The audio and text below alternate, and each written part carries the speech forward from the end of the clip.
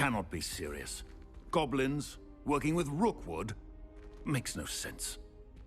It is rather unorthodox, to say the least.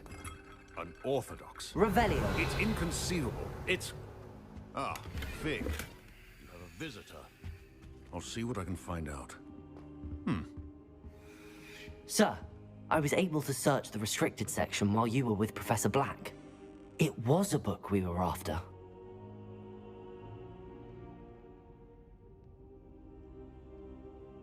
What? That's... Wait. You accessed the restricted section? But how? Thinking on it, perhaps it's best you spare me the details. Fair enough. In fact, the book was below the restricted section as it appeared on the map. I want to hear everything. First, let's have a look.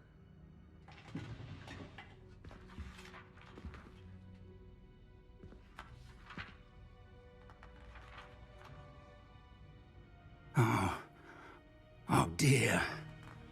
Some of these pages seem to be missing. It appears someone has got to the book before us. Still, I will need time to study what remains. Perhaps we can still salvage something useful, though it may take some time. I wonder why it was here, below Hogwarts. I think I know, sir. I saw 2 more memories where I found the book. Another pensive. Godric's heart. The man we saw before, Percival Rackham, was a professor here. The first memory showed him and 3 other professors using ancient magic to restore a hamlet from a drought. Miriam was right. And the second memory? They were talking to a student who started as a 5th year, like I did. She could see traces of magic too. Why those memories? Perhaps this book will explain. Now I'll have to take it with me to London. The headmaster has insisted that I speak directly to the minister about George's death. What will you tell them about Mr. Osric's death? I don't know how much I dare say. George tried to convince the ministry about Ranrock, but to no avail. My instinct is to follow the path we are on for the moment and keep the details to ourselves until we know more. I understand. I'll see what I can learn about the missing pages while you're gone. Good. Don't neglect your studies. Your wand work is improving by the day.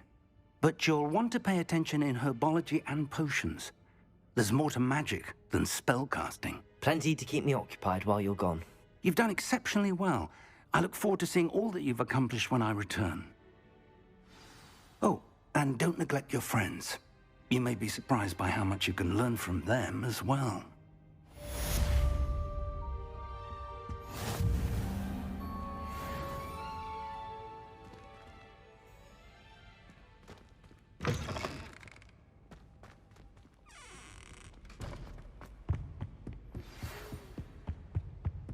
It's time to prove your dueling mettle and see if we've a new school champion. Meet me at the usual place for the final round of crossed wands. Also, the training dummy is still available. Meet me in Lower Hogsfield as soon as possible. I would like to talk to you about Rookwood and Harlow, and it might be best to do so outside of the castle.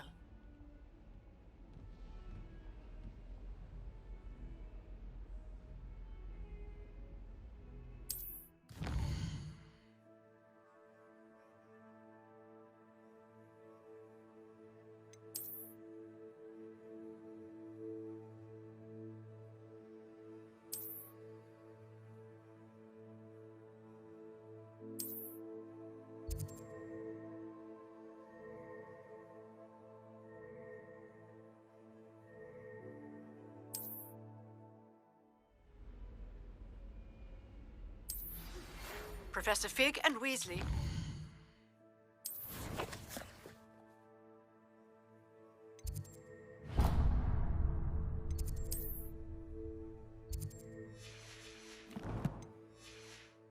Have asked that I teach you an additional defensive spell. Please complete the assignments I have given you, and then proceed to see me in my classroom.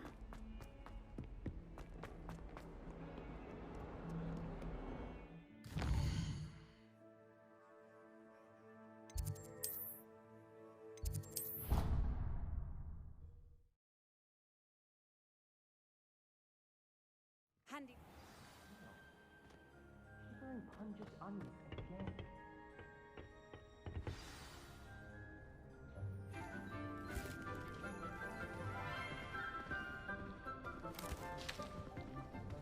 Good morning, Professor Garlick. How wonderful it is to see you again, Lenora dear. Oh, here. You'll need these for today's class. A little treat for your auntie.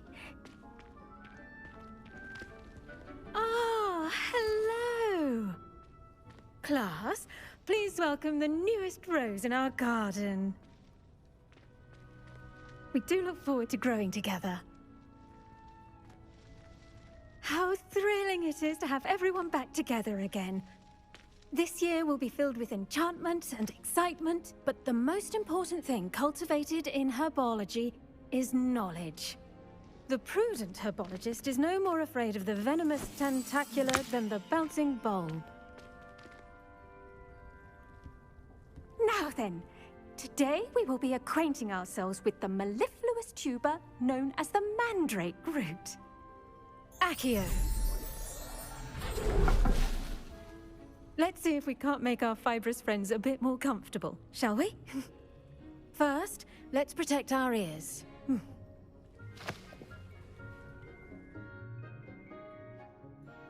Now, everyone, grip their mandrake by the tendrils and give it a firm tug.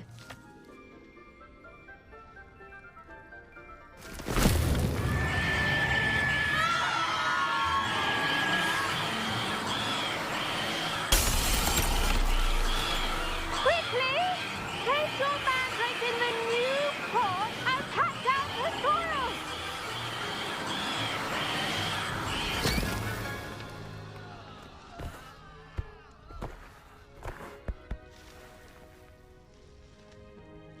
The soil should envelop the root like a warm, dirty blanket, putting the mandrake right at ease.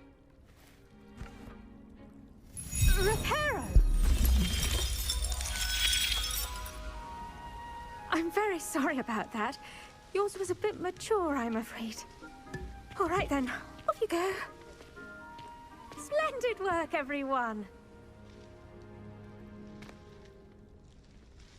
Now, for our next task, we'll be planting dittany at our potting tables.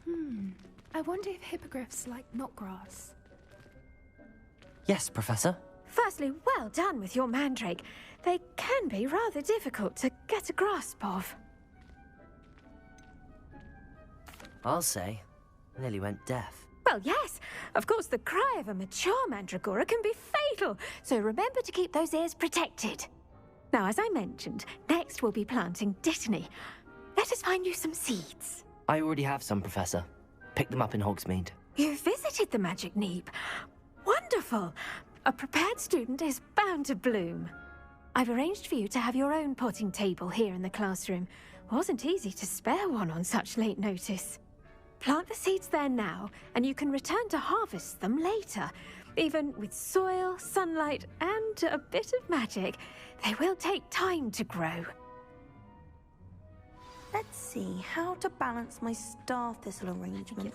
Niffler's fancy or roses? Dittany's restorative properties make it a vital ingredient in the Wiggenweld potion, as you all should know from Professor Sharp's class.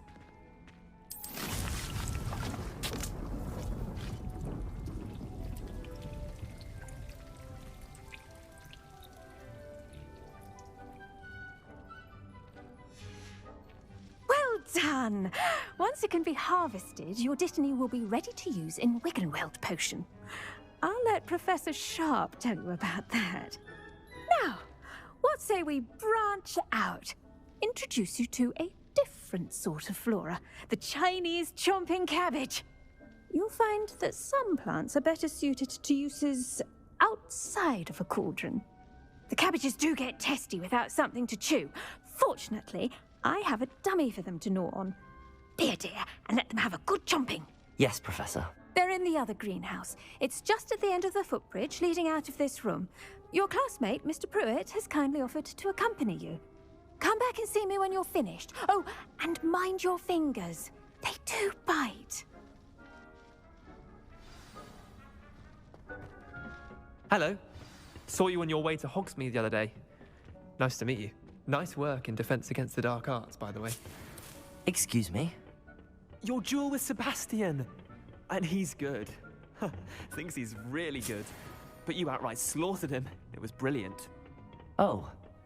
Well, thank you. Here we are. Home of the Chinese chomping cabbage. Go on, grab a few of those cabbages. Now, see that dummy? Just toss the cabbages at it, and they'll do the rest.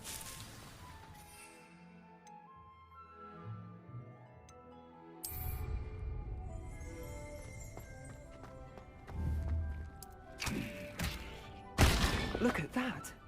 They'll chomp on anything they can get their mouths on. Mum planted some in her garden last year to keep the gnomes out. Did save her the de-gnoming, but they left her honking daffodils in tatters. Vicious little bastards, aren't they? My kind of plants. Not like stupid booba tubers and bouncing bulbs. The kind of plants that just have your back in a fight. Not saying you can't go it alone, but, well, imagine that wasn't a dummy.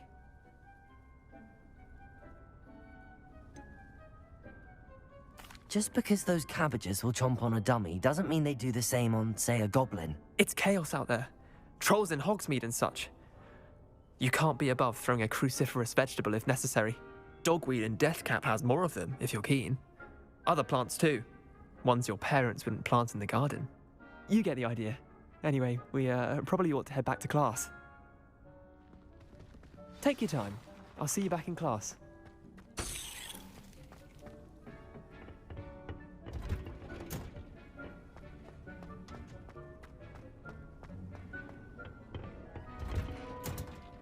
And with that helpful reminder as to why we should always wear our dragon hide gloves.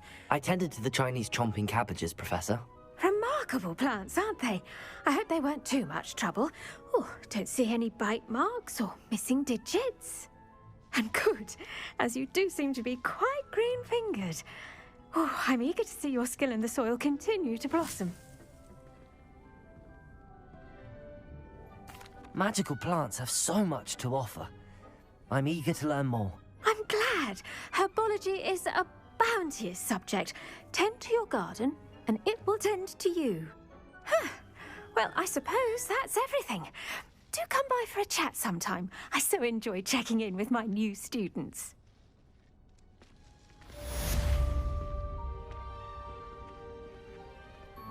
Hope those mandrakes are really relishing their new pots. Only cost me my